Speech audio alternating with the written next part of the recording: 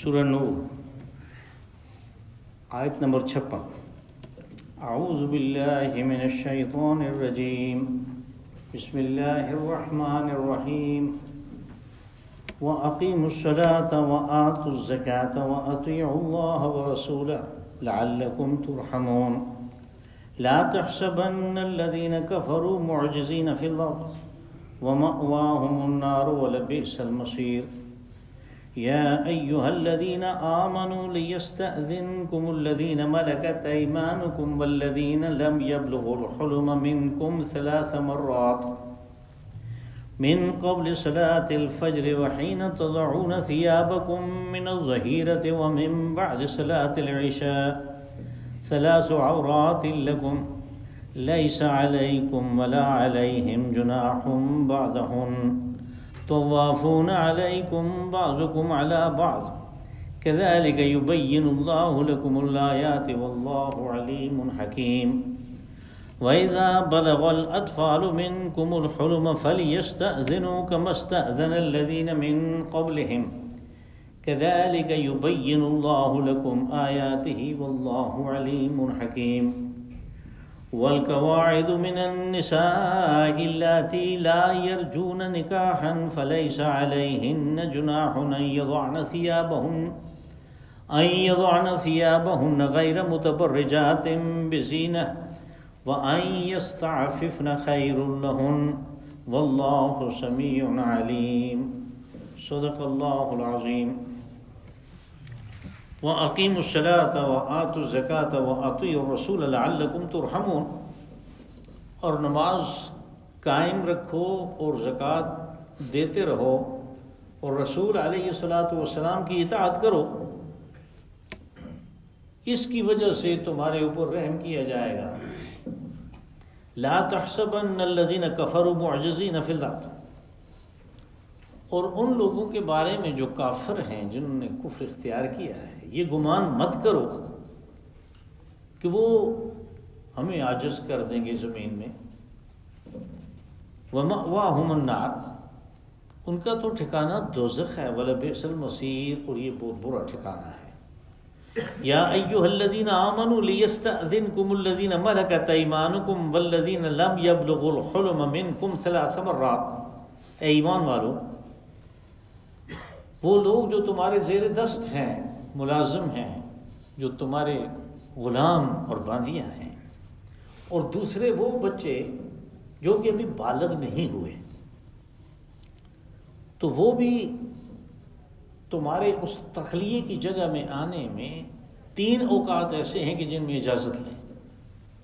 من قبل صلاة الفجر وحین تضعون ثیابکم من الظہیرۃ ومن بعد صلاة العشاء، اور وہ 3 اوقات یہ ہیں کہ صبح کی نماز سے پہلے، اور دوپہر میں کہ جب آپ لوگ کپڑے اتار دیتے ہیں، اور عشاء کے بعد۔ 3 عورات لکم، یہ 3 اوقات ہیں کہ جن میں تم کپڑے اتارتے ہو۔ لیس علیکم ولا علیہم جناح بعضہن، اور نہ تمہارے اوپر اور نہ ان کے اوپر کوئی گناہ ہے کہ ان اوقات کو چھوڑ کے باقی اوقات میں وہ بغیر اجازت کے آئیں۔ طوافون علیکم بعضکم علی بعض، اس لیے کہ تمہاری ایک دوسرے کے ساتھ کہ ہاں آمد و شد ہے، آنا جانا ہے۔ کذالک یبین اللہ لکم الآیات، یوں اللہ اپنی آیات کی وضاحت کرتا ہے۔ واللہ علیم حکیم، اور اللہ جانتا بھی ہے اور بڑی حکمت والا ہے۔ وَإِذَا بَلَغَ الْأَطْفَالُ مِنْكُمُ الْحُلُمَ فَلْيَسْتَأْذِنُوا كَمَا اسْتَأْذَنَ الَّذِينَ مِنْ قَبْلِهِمْ، اور جب بچے عمر بلوغت کو پہنچ جائیں تو وہ بھی اسی طرح اجازت لیں آنے کے لیے جیسے پہلے اجازت کا حکم ہوا لوگوں کے لیے۔ کذالک یبین اللہ لکم آیات، یوں اللہ اپنی آیات کو واضح کرتا ہے تمہارے لیے۔ واللہ علیم حکیم، اور اللہ جانتا بھی ہے اور بڑی حکمت والا ہے۔ والقواعد من النساء اللاتي لا يرجون نکاحا فليس عليهن جناح ان يضعن ثيابهن غير متبرجات بزینہ، تو وہ خواتین جو بوڑھی ہو چکی ہیں اور ابھی کسی کے نکاح میں بھی نہیں ہیں، وہ اگر جب کہ وہ نکاح کرنے کا ارادہ بھی اب نہیں رکھتی اپنے بڑھاپے کی وجہ سے، تو ان کے اوپر گناہ نہیں ہے اگر وہ اپنی اس اوڑھنی کو اتار بھی دیں تو، جس کا پہلے حکم آ چکا۔ لیکن اس سے مقصود زینت کی وضاحت نہیں ہے، زینت کو ظاہر کرنا، آشکارا کرنا نہیں ہے۔ وَأَن يَسْتَعْفِفْنَ خَيْرٌ لَهُنَّ، یہ کہ اگر وہ اسی سابقہ حکم پہ عمل کریں تو یہ ان کے لیے زیادہ بہتر ہے۔ واللہ سمیع علیم، اللہ سب سنتا ہے اور سب جانتا ہے۔ ہمارے آج کے درس میں یہ جو پہلی دو آیات ہیں ان کا ایک اپنا پس منظر ہے، اور یہ جو اس سے پہلے پورا رکوع گزرا اس میں آپ نے دیکھا کہ ایک چیز کے اوپر خاص زور ہے، یعنی ایک آیت کو چھوڑ کے باقی سب جگہ پہ اطیع الرسول جو ہے اس کی تکرار ہے، اس کو بار بار کہا گیا۔ اب اس کی بھی ایک خاص وجہ ہے، اور یہاں اس آیت میں جو کہا کہ نماز قائم کرو اور زکوٰۃ دیتے رہو اور رسول علیہ الصلوۃ والسلام کی اطاعت کرو۔ پچھلے درس کے آخر میں نے واضح کیا تھا کہ حضرت ابوبکر صدیق رضی اللہ عنہ کی خلافت اللہ کی اس حکم کے تابع ہے کہ جو اس نے وعدہ کیا کہ میں ایمان والوں کو زمین کی خلافت عطا کروں گا، اور اس میں منکم کا لفظ آیا کہ سارے خلیفے نہیں ہیں۔ رسول علیہ الصلوۃ والسلام کی خلافت اس کو ملے گی کہ تم میں سے، منکم تم میں سے، جو اس کا استحقاق رکھتا ہوگا۔ تو پھر رسول اللہ صلی اللہ علیہ وسلم نے اپنی زندگی میں حضرت ابوبکر صدیق رضی اللہ عنہ کو آگے کیا نماز پڑھانے کے لیے۔ یہ گویا اس بات کا اشارہ تھا کہ یہ میرا خلیفہ ہے، اور پھر جیسے ہوا کہ پھر ان کو خلیفہ بنا لیا گیا، اور پھر کہا کہ جس نے اس خلافت کو تسلیم نہیں کیا وہ فاسق ہے۔ اب اتنی ایک بڑی وعید آنے کے بعد بہت سے لوگ ایسے ہیں صحابہ کرام میں سے کہ جن کو خیال آیا ہوگا کہ ہم سے تو غلطی ہوئی ہے، تو اس غلطی کے ازالے کے لیے یہ آیت اتری کہ اقیموا الصلاۃ، نماز کو قائم کرو۔ اب دیکھیں اس میں کیا راز ہے۔ نماز قائم نہیں ہوتی بغیر جماعت کے، جو اپنی جگہ پہ ہوتی ہے وہ صرف پڑھی جاتی ہے، نماز پڑھ رہے ہیں، جبکہ قرآن پاک میں کسی جگہ نماز پڑھنے کا حکم ہی نہیں ہے، قائم کرو۔ تو نماز کے قیام کے لیے بنیادی شرط جو ہے پہلی، وہ جماعت کا قیام ہے۔ جب جماعت کے لیے آتے ہیں تو آگے ابوبکر صدیق رضی اللہ عنہ کھڑے، کہا اقیموا الصلاۃ، تم سے جو غلطی ہوئی اور اس کو فسق کہا گیا، اس کا علاج یہ ہے کہ نماز قائم کرو، یعنی ان کے پیچھے آگے نماز پڑھو۔ وآتوا الزکاۃ، کہ صرف اللہ کے حقوق ادا کر لیں اس سے کام بنتا نہیں ہے۔ معاشرے میں جب انسان رہتا ہے تو اس کو بندوں کے حقوق بھی اسی طرح ادا کرنے پڑتے ہیں، بلکہ ان کی اہمیت کہیں زیادہ ہے، اس لیے کہ بندہ اللہ کے حقوق ادا کرتا ہے، نمازیں پڑھتا ہے، حج کرتا ہے، روزے رکھتا ہے، عمرے کرتا ہے، بہت سی نیکیاں کرتا ہے اور بھی، تو وہ اللہ کی خدائی میں اضافہ نہیں کرتا۔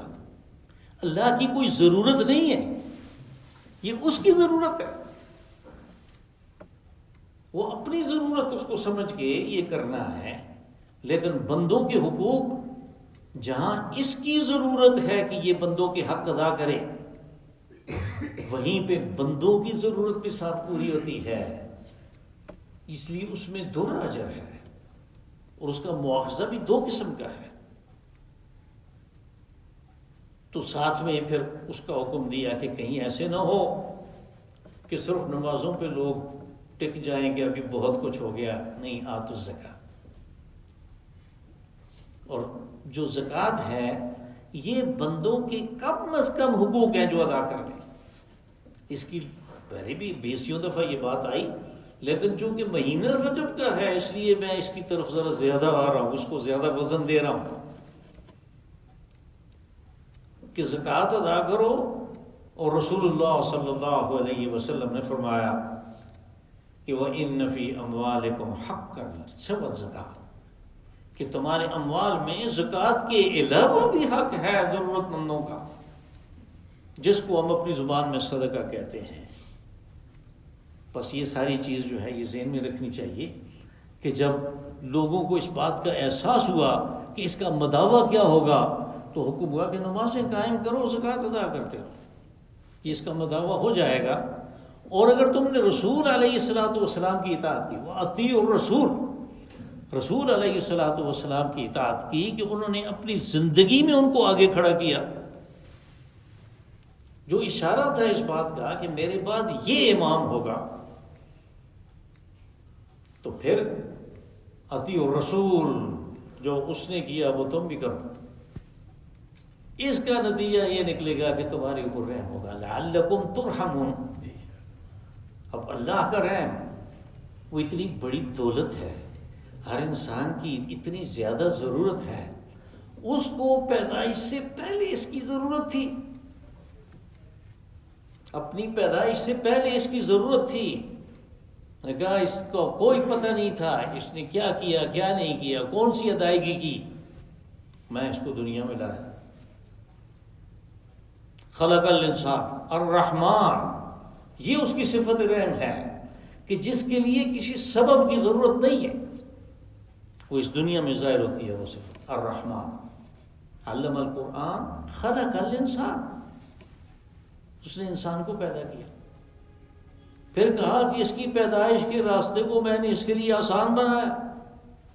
من نطفۃ خلقہ فقدرہ فیسرہ، یعنی وہ جو اس کا روٹ تھا اس میں آسانی میں نے پیدا کی، کتنے آرام سے پیدا ہو گیا یہ. ثم السبیل یسرہ، اور پھر ساری زندگی اس کو اس رحم کی ضرورت ہے. موت کے وقت اللہ کی رحمت کی ضرورت ہے، موت کے بعد اس کی رحمت کی ضرورت ہے. اور رسول اللہ صلی اللہ علیہ وسلم نے فرمایا کہ کوئی شخص اللہ کی رحمت کے بغیر، اللہ کے رحم کے بغیر جنت میں نہیں جائے گا. کسی نے ہمت کر کے پوچھ لیا کیا آپ بھی؟ آپ نے فرمایا ہاں میں بھی. لعلکم ترحمون، یعنی اس میں اس چیز کی طرف اشارہ ہے کہ جو حکم دیا جا رہا ہے اس کے فوائد تم شمار نہیں کر سکتے، اس لیے کہ اس کے اندر رحم ہے اللہ کا. لا تحسبن الذین کفروا معجزین فی الارض. اب اس آیت کو سمجھنے کے لیے یعنی ایک پس منظر چھوٹا سا جو ہے وہ بڑا ضروری ہے. وہ یہ کہ پہلے یہ ایک بات بیان ہوئی تھی کہ یہ جو منافق ہیں کیا ان کے دلوں میں شک ہے کہ مسلمان ناکام ہو جائیں گے تو پھر ان کو اگلے ماریں گے تو پھر ہمیں بھی ماریں گے، یا ان کے دلوں میں کوئی بیماری ہے یعنی منافقت ہے، یا یہ ڈرتے ہیں کہ اللہ اور اس کا رسول ان کے ساتھ انصاف نہیں کرے گا. یہ آیت تھی، آیت نمبر 50. اب ان کو یہ کہا کہ تم کفار سے ڈرتے ہو. اب اس کی ظاہری وجہ موجود تھی. دیکھیں نا اس زمانے میں مکہ والے 10,000 کا لشکر لے کے آئے. آج کے دور میں تو یہ بڑی معمولی بات نظر آتی ہے، اس لیے کہ آبادیاں ہیں. اس وقت تو ایسی آبادی نہیں تھی. آپ کو میں تاریخ سے ایک اور مثال دوں کہ ابرا حکمران تھا یمن کا، اور یمن ایک بڑی متمدن ترین قسم کی سلطنتوں میں سے ایک تھی یمن. تو ابرا نے جب فیصلہ کیا کہ میں مکہ میں جو اللہ کا گھر ہے اس کو گراؤں گا، تو اپنی ساری فوج لے کے آ گیا. یعنی تاریخ ہمیں بتاتی ہے کہ وہ اس کام کے لیے کہ یہ بڑا مشکل کام ہے، ساری فوج لے کے، سارے ہاتھی لے کے آ گیا، ہاتھی کل 9 تھے اور فوج بھی 4-5 ہزار تھے۔ ابرا کا تو جو اشر ہوا وہ ہوا، ان میں سے کوئی واپس نہیں گیا، نہ کوئی ہاتھی واپس گیا، نہ کوئی دوسرا جانور واپس گیا، نہ کوئی انسان واپس گیا، وہ تو سارے کے سارے بسم ہو گئے، کعصف مأکول، کہ جیسے کھایا ہوا، یعنی گوبر جیسے ہوتا ہے ایسے ہو گئے۔ تو یمن خالی ہو گیا، یعنی کہ اس زمانے کی میں آبادی کے لحاظ سے بات کی، یمن خالی ہو گیا۔ تو ایران کی تو اس کے اوپر بہت پہلے سے نظر تھی، خسرو پرویز نے فوجیں بھیج کے یمن پہ قبضہ کر لیا، اور یہ قبضہ جو ہے یہ 100 سال تک چلتا رہا۔ حالانکہ وہاں اسلام آ گیا، لیکن ایرانیوں کا عمل دخل وہاں پہ تھا، اور خود ایرانی گورنر تھا بازان، جس کے ساتھ رسول اللہ صلی اللہ علیہ وسلم کی خط و کتابت ہوئی، وہ ایرانی گورنر تھا، بازان نام تھا اس کا۔ تو اس زمانے میں اتنی متمدن امیر سلطنت جو تھی وہ 4-5 ہزار آدمی لے سکی کل، یہ ان کی فوج تھی ساری۔ مکہ والے 10 ہزار لے آئے۔ قریش کی سارے عرب میں اتنی عزت تھی کہ جس قبیلوں کو پیغام بھیجا انہوں نے اپنے آدمی بھیج دیے، تہامہ والوں نے آدمی بھیج دیے، وہ جو نجد ہے وہاں سے لوگ آ گئے، 10,000 کا لشکر آ گیا۔ اب شہر کے دفاع کے لیے انہوں نے خندقیں بنائی۔ بہرحال یہ ایسی چیز تھی کہ جس کی وجہ سے منافقین کے دل میں ایک خوف تھا کہ وہ چھوڑیں گے نہیں۔ ان منافقین کے علاج کے لیے یہ بات کہی کہ لا تحسبن الذین کفروا معجزین فی الارض، کہ یہ گمان بھی مت کرو، یہ سوچو بھی مت کہ جو کافر ہیں وہ ہمیں عاجز کر دیں گے، یعنی ہم مغلوب ہو جائیں گے، وہ غالب آئیں گے، وہ زمین میں اپنا کوئی ٹھکانہ بنا لیں گے، نہیں۔ معجزین، عاجز کرنا، معجزہ اسی سے ہے کہ جس کے دیکھ کے آدمی عاجز آ جاتا ہے، اس کی ایکسپلینیشن نہیں دے سکتا کہ یہ کیسے ہو گیا، کوئی اس کی سائنسی توجیہ نہیں ہوتی، اس کو معجزہ کہتے ہیں۔ کماواہم النار، کہ آگے تو ان کے ساتھ جو کچھ ہونا ہے، یہاں بھی یہ کبھی بھی ایسے نہیں کر سکتے، آگے ان کا ٹھکانہ دوزخ ہے۔ اب تمہاری مرضی، تم ان کے پیچھے لپکتے ہو، ان کے ساتھ بھینگیں بڑھاتے ہو، تو پھر انجام بھی ظاہر ہے ان کے ساتھ ہوگا۔ وَلَبِئْسَ الْمَصِيرُ، اور یہ کوئی معمولی قسم کا برا انجام نہیں ہے، یہ بہت برا ٹھکانہ ہے۔ اب آگے جو آیتیں ہیں، 3 ہیں یا 2 ہیں، 3 ہیں، یہ آیتیں اصل میں وضاحت ہے پہلے جو احکامات آئے پردے کے، ان کے اوپر، ان احکامات کے اوپر سوال اٹھتا تھا۔ وہ سوال میں واضح کروں گا کہ کون سا سوال اٹھتا ہے۔ اب مثال کے طور پہ پہلی آیت میں جو بات آئی وہ یہ ہے کہ 3 اوقات جو ہیں وہ تمہاری پردگی کے ہیں،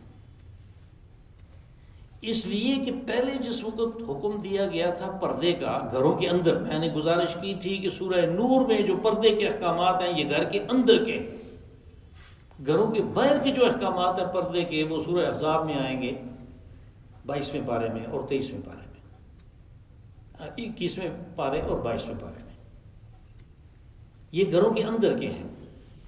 اب وہاں پہ یہ کہا گیا تھا کہ خواتین بھی آ سکتی ہیں، ان سے کوئی پردہ نہیں ہے گھر کی خواتین کا، غلاموں سے پردہ نہیں ہے، بچوں سے پردہ نہیں ہے، وہاں پہ یہ حکم تھا۔ کہ آیت نمبر 31 ہے، وہ جو بڑی آیت تھی اس میں۔ اب یہ ہے کہ اگر وہ آ سکتے ہیں تو وہاں اس زمانے میں ایسے گھر تو تھے نہیں کہ ہر کپل کا ایک اپنا بیڈ روم ہے، انہوں نے پیچھے سے کنڈی لگائی ہوئی، یہ بات تو نہیں تھی۔ وہ تو زیادہ سے زیادہ یہ تھا کہ بھئی اس کی وہ علیحدہ جو جگہ ہے اس خیمے کے اندر یا اس گھر کے اندر، اس کے آگے کوئی پردہ ایک لٹکا ہوا ہے۔ اب اگر سب کو اجازت دے دیں تو کچھ اوقات تو ایسے ہیں کہ جس میں جو میاں بیوی ہیں وہ اس حالت میں ہوتے ہیں کہ جس حالت میں کوئی انہیں دیکھے یہ وہ خود پسند نہیں کرتے۔ اب اس بات کی وضاحت کی کہ ان سے پردہ تو نہیں ہے، لیکن 3 اوقات ایسے ہیں کہ جس میں انہیں بھی نہیں آنا بغیر اجازت کے، اور اجازت کا مطلب یہ ہوتا ہے کہ انہوں نے اپنے آپ کو سنبھال لیا ہے۔ کہ یا ایھا الذین آمنوا لیستأذنکم الذین ملکت ایمانکم والذین لم یبلغوا الحلم منکم 3 مرات، کہ تمہارے ہاں آنے سے پہلے جو تمہارے غلام ہیں، جو باندیاں ہیں، جو ملازم ہیں، اور جو وہ بچے ہیں جو ابھی بلوغت کو نہیں پہنچے، لم یبلغوا الحلم، جو ابھی بالغ نہیں ہوئے، 3 اوقات میں وہ بھی اجازت لیں گے۔ یعنی جیسے دوسرے لوگوں کے لیے حکم ہوا تھا کہ باہر سے اگر کوئی آنا چاہے اس گھر کے اندر اپنے کسی کام کی وجہ سے، کسی کو ملنے کی وجہ سے، تو وہ پہلے اجازت لے گا پھر آئے گا۔ یا ان کو کہا کہ یہ جو ہیں غلام اور باندیاں، کنیزیں، اور جو نابالغ بچے ہیں گھر کے اندر، یہ بھی اگر اس جگہ پہ جانا چاہیں جہاں پہ انہوں نے کپڑے وغیرہ اتارے ہیں، میاں بیوی ہیں، تو پھر ان کو بھی 3 اوقات میں اسی طرح اجازت لینی پڑے گی جیسے ان لوگوں کے لیے ہی تھی جو باہر ہیں۔ اور یہ 3 اوقات بتا دیے، من قبل صلاۃ الفجر حین تضعون ثیابکم من الظہیرہ ومن بعد صلاۃ العشاء، کہ فجر کی نماز سے پہلے رات ہے، دوپہر کو عرب تو چونکہ بہت گرم علاقے تھے، تو وہاں پہ جو معیشت و اقتصاد کی جو دوڑ بھاگ دوڑ تھی، وہ ساری کسی ٹھنڈے وقت میں، یعنی صبح کے وقت اس کو ختم کرتے تھے، یا پھر کچھ تھوڑا بہت وہ تو شام کو باقی کر لیتے تھے۔ اکثر و بیشتر شام کو بھی ان کو نہیں کرنا پڑتا تھا، بس صبح کو جب سورج اچھی طرح تمازت پہ آ جائے تو ان کے کام ختم ہو جاتے تھے، اس لیے کہ وہ مناسب نہیں ہے۔ پھر اس کے بعد جب دوپہر ہو گئی تو کھانا وغیرہ بھی کھا لیا، تو پھر وہ قیلولہ کرتے تھے، اور یہ قیلولہ ایک لازمی چیز تھی ان کے لیے۔ اب اس قیلولے میں کہا حین تضعون ثیابکم من الظہیرہ، کہ اس وقت بھی وہ اس گرمی سے بچنے کے لیے تضعون ثیابکم، اپنے کپڑے تم اتار دیتے ہو، من الظہیرہ، اسی سے ہم نے ظہر کا وقت نکالا، یہ لفظ وہی ہے ظہر، جو ظہر کی نماز پڑھتے ہیں۔ تو اب ظہر کی نماز کے لیے رسول اللہ صلی اللہ علیہ وسلم نے اس کا جو حکم دیا ظہر کی نماز کا، اس گرم وقت کے لیے، گرم علاقوں کے لیے، کہا ابردوا ظہرکم، کہ اپنی ظہر کو ٹھنڈا کرو، یعنی اتنا وقت گزرنے دو کہ دوپہر جیسی تمازت اس میں نہ ہو۔ ظہر کو تھوڑا دیر کرنے کا حکم ہوا، یعنی داخل تو وہ ہو جاتی ہے، زوال کے 15 منٹ بعد وہ داخل ہو جاتی ہے، لیکن اس کو دیر کرنے کا حکم ہوا کہ وہ تھوڑا معاملہ تھوڑا ٹھنڈا ہو جائے۔ اور یہی قیلولے کا وقت ہے اصل، وہاں پہ گرم علاقوں میں ہماری طرح کا نہیں ہے کہ ہم اس گرمی میں بھی زور اور اثر کے درمیان کرتے ہیں۔ بہرحال وہ لوگ اس وقت قیلولہ کرتے تھے، کہا کہ وہ وقت بھی ان کا جو ہے وہ بے پردگی کا ہے، اس میں بھی انہوں نے بغیر اجازت کے نہیں آنا۔ ومن بعد صلاۃ العشاء، اور عشاء کے بعد رات ہے، تو صلاۃ الفجر سے قبل، اور صلاۃ مطلب ہے رات کے وقت نہیں اور دوپہر کے وقت بھی نہیں۔ ثلاث عورات لکم، یہ 3 وقت ہیں کہ جن میں تم ننگے ہو سکتے ہو۔ عورت اصل میں عورت کہتے ہیں اندام نہانی، جو یعنی جو ہمارا سطر ہے، مردوں کا جو سطر ہے اس کو کہتے ہیں۔ لیس علیکم ولا علیہم جناح بعدہن، ہاں اگر 3 اوقات کے علاوہ جب کہ تمہاری گھر میں یا باہر کسی جگہ مجلس ہے تو ان کے داخلے کے اوپر کوئی پابندی نہیں ہے، جیسے کہا تھا کہ گھروں کے اندر آنے والے غلام اور باندیاں اور چھوٹے بچے وہ آ سکتے ہیں بغیر اجازت کے، تو کہا کہ ان کی اجازت کے اوپر یہ پابندی لگائی کہ یہ 3 اوقات نہیں ہے، اس میں وہ بغیر اجازت کے نہیں آ سکتے۔ اس کے بعد نہ تمہارے اوپر کوئی گناہ ہے نہ ان کے اوپر، تو وہ عفون علیکم بعضکم علی بعض، اس لیے کہ تمہاری ایک دوسرے کے ساتھ آمد و شد ہے، جب وہ آتے جاتے ہیں مختلف کاموں کے لیے تو پھر بھی آ سکتے ہیں. کذالک یبین اللہ لکم الآیات. اب جب بھی قرآن پاک میں اس قسم کی آیت آتی ہے تو اس کا مطلب یہ ہوتا ہے کہ یہ پہلے کسی حکم جو آیا تھا اس کے اندر ایک سوال پیدا ہوا، اس سوال کا جواب ہوتا ہے. جیسے یہ میں نے آپ کو بتایا کہ آیت نمبر 30 میں جو حکم تھا اس حکم کی مزید وضاحت آئی کہ یہ 3 اوقات جو ہیں ان کو چھوڑ دو. واللہ علیم حکیم، اور اللہ سب جانتا ہے اور بڑی حکمت والا ہے، اس کو پتہ ہے کہ کون کیا کرتا ہے اور کس وقت میں جانا چاہیے کس وقت میں نہیں جانا چاہیے. وَإِذَا بَلَغَ الْأَطْفَالُ مِنْكُمُ الْحُلُمَ فَلْيَسْتَأْذِنُوا كَمَا اسْتَأْذَنَ الَّذِينَ مِنْ قَبْلِهِمْ. کہا کہ جب بچے جو ہیں جو نابالغ تھے جن کو پچھلی آیت میں اجازت دی گئی، جب وہ بالغ ہو جائیں تو وہ بھی اجازت لیں گے.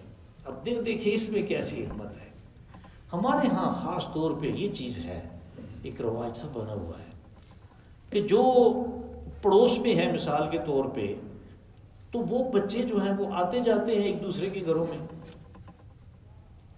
لیکن یہ بنا رکھا ہے کہ جب وہ بڑے ہو جاتے ہیں پھر بھی آتے ہیں، وہ کہتے ہیں یہ تو اتنے بڑے ہوئے ہیں. یہ ان کے لیے، یہ حکم ان کے لیے کہ ادھر ہی بڑے ہوئے ہیں یہ، لیکن مسئلہ یہ ہے کہ اس وقت وہ بالغ نہیں تھے، وہ چھوٹے تھے، اب وہ بڑے ہو گئے، اب وہ بالغ ہو گئے. حکم ہوا کہ حکم بھی تبدیل ہو گیا ان کے لیے. پہلے ان کے لیے تھا کہ وہ آ سکتے ہیں بغیر کسی اجازت کے پڑوس کے گھر میں، دوسرے کے گھر میں وہ جا سکتے ہیں. اب ان کے لیے حکم آیا کہ وَإِذَا بَلَغَ الْأَطْفَالُ مِنْكُمُ الْحُلُمَ فَلْيَسْتَأْذِنُوا، کہ جب وہ بچے جن کی آمد و شد تھی، آنا جانا تھا، جب وہ بڑے ہو گئے، بلوغت کو پہنچ گئے، بلغ الحلم، بلوغت کو پہنچ گئے، تو پھر وہ بھی اجازت لیں گے اسی طرح جیسے پہلے حکم ہوا ہے دوسرے کے گھر میں جانے کا کہ بغیر اجازت کے نہیں جا سکتے. ان کے لیے بھی یہی حکم ہے. پھر کذالک یبین اللہ لکم آیاتہ، کہا یوں اللہ اپنی آیات کو واضح کرتا ہے. میں نے کہا کہ جب یہ بات آتی ہے تو یہ کسی پہلے سے آنے والے حکم میں جو سوال پیدا ہوا اس سوال کا جواب ہوتا ہے. واللہ علیم حکیم، اللہ جانتا ہے اور بڑی حکمت والا ہے. والقواعد من النساء اللاتي لا يرجون نکاحا، قواعد جو ہے قاعدہ کی جمع ہے اور وہ کہتے ہیں بیٹھی ہوئی کو. اب بیٹھی ہوئی یہ وہ خواتین ہیں کہ جن کے خامند نہیں ہے، انتقال ہو گیا، بیوہ ہے یا طلاق ہو گئی، مطلقہ ہے، تو وہ بیٹھی ہوئی ہے. لیکن لا یرجون نکاحا، وہ بیٹھے بیٹھے اتنی بوڑھی ہو گئی کہ اب اگر اس کو کوئی آئے بھی میسج، کوئی پیغام آئے بھی تو وہ نکاح نہیں کرے گی کہ میں بہت بوڑھی ہو گئی ہوں. وہ نکاح نہیں کرے گی، اس کا کوئی نکاح کا ارادہ نہیں ہے دوبارہ. تو پھر اس کے لیے حکم آیا فلیس علیہن جناح ان یضعن ثیابہن غیر متبرجات بزینہ، کہ وہ اگر اپنی اوڑھنی کو، جس اوڑھنی کا حکم ہوا نا پیچھے کہ چادر لے کے جائیں اور اپنے گریبان کے اوپر ڈال کے رکھیں، تو کہا کہ اگر وہ عورتیں وہ چادر نہ لے سکیں اپنے بڑھاپے کی وجہ سے، اپنی کمزوری کی وجہ سے، دقت کی وجہ سے، تو پھر ان کے اوپر کوئی گناہ نہیں. غیر متبرجات بزینہ، یہ اس لیے نہیں ہونا چاہیے کہ وہ اپنی زینت دکھاتی پھریں. اب یہ اس لیے کہا، اللہ کو تو پتہ ہے نا سب کا. جیسے مردوں میں بعض ایسے ہوتے ہیں کہ جتنا مرضی بوڑھا ہو جائے اس کے اندر سے ٹھڑک نہیں جاتی، اسی طرح عورتوں میں بھی ایسے ہوتا ہے کہ یہ جو زیورات کی اور کپڑوں کی اور اس قسم کی چیزوں کی نمائش ہوتی ہے، اس کو جو ظاہر کرنا ہوتا ہے وہ اس کے اندر سے جاتا نہیں ہے، بوڑھی ہوتی رہے گا. تو کہا کہ یہ بوڑھیوں کو اجازت تو ہے کہ وہ اتار سکتے ہیں، لیکن اس لیے نہیں ہے اجازت کہ اب جو ہے نا زیورات وغیرہ اور یہ چیزیں جو ہیں یہ دکھائیں. ہمیں شاید اس بات کی سمجھ نہ آ سکے، لیکن جو فیشن چلتے ہیں نا عرب ممالک میں، مجھے نہیں پتا کہ سابقہ اس زمانے میں کس قسم کے کپڑے تھے، اب جو چلتے ہیں نا وہ اس قسم کے ہیں کہ وہ مقابلہ ان کا اس کو وہ فستان کہتے ہیں، وہ جو سنگل پیس ہوتا ہے نا، تو خواتین کا بھی وہی ہوتا ہے، لیکن وہ بہت قیمتی ہوتا ہے، اس لیے کہ اس کے اوپر یہاں بہت زیادہ کام ہوتا ہے کڑھائی کا۔ اب اگر گلا چھوٹا سا رکھیں تو پھر کڑھائی کیا ہوگی؟ وہ بھی چھوٹی سی ہوگی۔ یہ تو گلے کے راؤنڈ، تو پھر وہ گلا بھی بہت بڑا ہوتا ہے۔ تو اب اس کی نمائش کرنی ہے تو اس کے ساتھ تو باقی بھی بہت ساری نمائش ہو جائے گی، اس لیے کہا کہ غیر متبرجات بزینہ، اگر ان کو تکلیف ہے اس کام میں، مصیبت ہے، وہ بوڑھی کے لیے ممکن نہیں ہے تو وہ اتار تو سکتی ہے، لیکن اس لیے نہیں کہ وہ نمائش کرتی پھرے۔ گلے میں بھی زیورات ہوتے ہیں بہت سارے، اصل میں جو وزنی ہیں وہ تو یا بازوؤں کے ساتھ ہوتے ہیں یا گلے میں ہوتے ہیں، تو کہا کہ اس کی نمائش کے لیے اجازت نہیں ہے کہ اس کی نمائش کرتی پھرے۔ وَأَن يَسْتَعْفِفْنَ خَيْرٌ لَهُنَّ، اور یہ کہ وہ اگر اوڑھنے والے ہی حکم پہ کام عمل کریں تو یہ ان کے لیے زیادہ بہتر ہے۔ یعنی اگر کوئی تکلیف نہیں ہے تو پھر وہی حکم چلتا رہے گا کہ تم اوڑھنی جو ہے اپنے گریبان کے اوپر ڈال کے رکھو۔ واللہ سمیع علیم، اللہ سب سنتا ہے اور سب جانتا ہے۔ اللہم صلی وسلم وبارک وانعم علی عبدک ورسولک ونبیک محمد